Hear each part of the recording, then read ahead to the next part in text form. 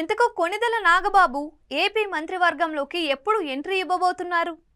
జనసేన కార్యకర్తలను మెగా ఫ్యాన్స్ను మదన పెడుతున్న ప్రశ్న ఇది.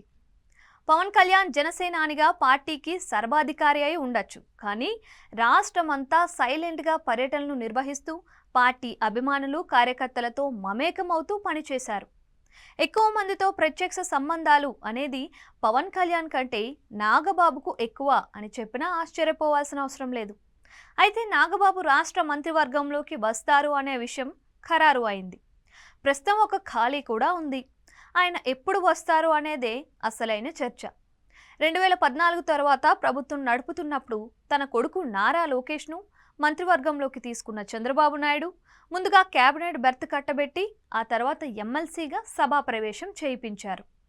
నాగబాబు విషయంలో కూడా అదే సిద్ధాంతం పాటించాలని, తరువాత ఎమ్మెల్సీగా చేయవచ్చు కానీ ముందుగా మంత్రి పదవి ఇవ్వాలని కార్యకర్తలైతే కోరుకుంటున్నారు. అయితే పవన్ ఇటీవల ఒక కార్యక్రమంలో మాట్లాడుతూ ఆయన ముందుగా ఎమ్మెల్సీ కావాల్సి ఉందని, తరువాత కేబినెట్లోకి వస్తారని వ్యాఖ్యానించారు. కానీ సంక్రాంతి తరువాత ముందుగా కేబినెట్ పదవే వరిస్తుందని విశ్వసనీయంగా తెలుస్తోంది. అమరావతి వర్గాల్లో నడుస్తున్న మరో కీలక చర్చ ఏంటి అంటే, నాగేంద్రబాబు కేబినెట్లోకి రావడం జరిగితే కేవలం ఆయనకు కొన్ని శాఖలు కేటాయించడం మాత్రమే కాకుండా యావత్ కేబినెట్లో సమూలంగా మార్పులు చేర్పులు ప్రక్షాళన ఉంటుందని పలువురు చర్చిస్తున్నారు. ముఖ్యంగా హోం శాఖ కోసం పవన్ కళ్యాణ్ పట్టుబట్టవచ్చునని, దానిని తన సోదరుడు నాగబాబుకు ఇప్పించవచ్చునని ఒక చర్చ అయితే నడుస్తోంది.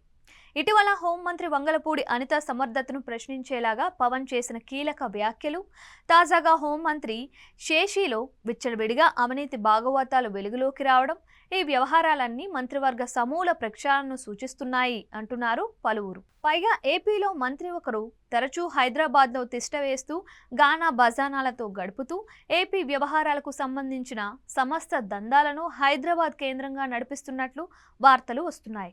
ఇలాంటి వారందరినీ తక్షణం తొలగించకపోయినా అప్రాధాన్య శాఖలు కట్టబెట్టేలా కేబినెట్ ప్రక్షాళన గురించి చంద్రబాబు ఆలోచిస్తున్నట్లు సమాచారం. అయితే ఆ ప్రక్షాళన పర్వం నాగబాబు కేబినెట్లోకి రాగానే జరుగుతుంది అనే వ్యాఖ్యలు వినిపిస్తున్నాయి. మరి ఎంత త్వరగా ఆ ప్రక్షాళన మొదలవుతుందో చూడాలి.